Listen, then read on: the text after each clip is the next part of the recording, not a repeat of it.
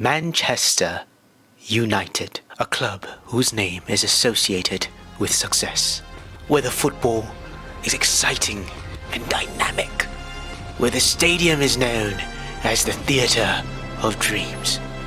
Alright, I've been speaking with my rose-tinted glasses on.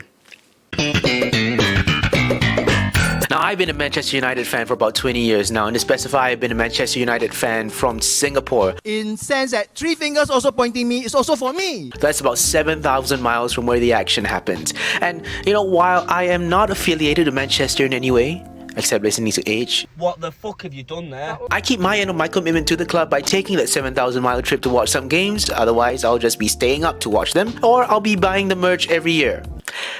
I don't do any of this anymore, but we'll get into that later. I got into Manchester United thanks to my dad, and he got into Manchester United thanks to his dad. So there's this really nice line of brainwashing that's been going on, and you best believe I'm going to infect my kid too. But I had to get educated. See, while United was always winning in the time that I was supporting them, I still feel like I needed to understand the respect that other clubs and other people had for this incredible team. And so I watched documentaries on George Best, Bobby Charlton, the Munich air disaster, all the hardships that Man United went through to get to where they were in the mid-2000s. Just getting into playing football myself, I saw idols in Ruud van Nistelrooy, Wayne Rooney.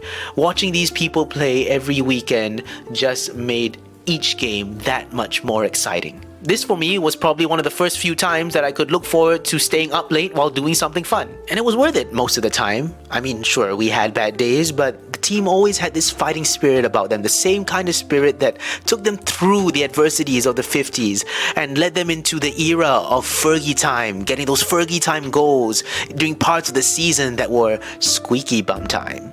Wiki bum. Squeaky bum. No, what's that? Of course, it helped having a roster of players with immense ability and mentality. Remember this? Oh, or this? Ah, or this? And let's not forget the rock-solid defense we had forming the base behind a midfield that had technical ability, flair, and tenacity. Yes, sir, what a time it was to be alive. Yeah, I remember being in school and taking bets with my schoolmates whenever their team was playing against United because it was such an easy bag. This was during the peak Liverpool banter era, so they weren't really winning anything. But oh, how the turntables. And when exactly did the turntables? For me, it was AF, after Ferguson. Once it was AF, we started getting shitty AF. We could get into another video deep diving into what each manager AF brought to the club, but everything that's happened since AF has just been incredibly sad and frustrating. Something's definitely changed, and of course, it would be unfair to assume that anyone could be able to fill the shoes of Sir Alex, but no one has come even remotely close. There have been many changes. Managers have changed more than Diddy's bedsheets. Ronaldo came back, got pissed off, and pissed off. The Glazers, well, they're still around, but now Ineos is in the picture, and now people are debating if that's a good thing. And through all this, we've been unable to keep a consistent run of form going, some sort of identity or concrete style of play. Sure, we won an FA Cup, a Carabao Cup, and a Europa League since Ferguson left, which on paper doesn't sound too bad. Still more than Arsenal anyway. I'm the Archbishop of Banterbury. But in terms of being title contenders, Oh, hell no! this change has happened on such a deep level that, everyone's talking about it. You go to any fan channel, they'll be talking about it. But I don't really know what it really is. It could be a mix of multiple things. I mean, is it the players? Yeah, maybe. Is it the owners?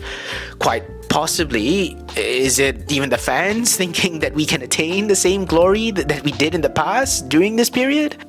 Could be. So where has this all led to? I mean, for me right now, I've definitely distanced myself from Manchester United. I stopped buying the jerseys. I've stopped staying up late to watch games, and it was a really big one like an Arsenal or Liverpool or a City. I'm still committed to this relationship, but please, I just need some space and time. I can't do it. You can!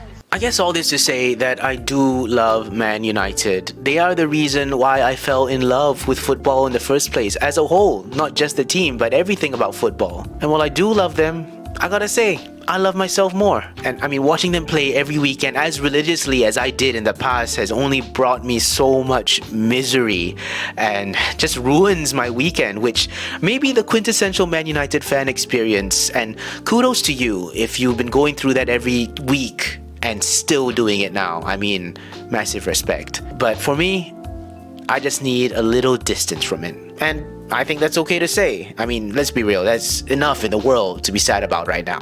So for now, I'll just put my trust in Amorim, and I'll just hope that whatever changes he makes in the club will only be for the better, and that he won't be another one of these managers that we kick to the curb after another 2 seasons and the cycle starts over again. Like other United fans, I'm pretty sick of this Lion King shit. All we can do is trust and hope. Thanks for watching the video. Let me know in the comments if you're a Man United fan as well, or if you're supporting another club and just want to rip on me.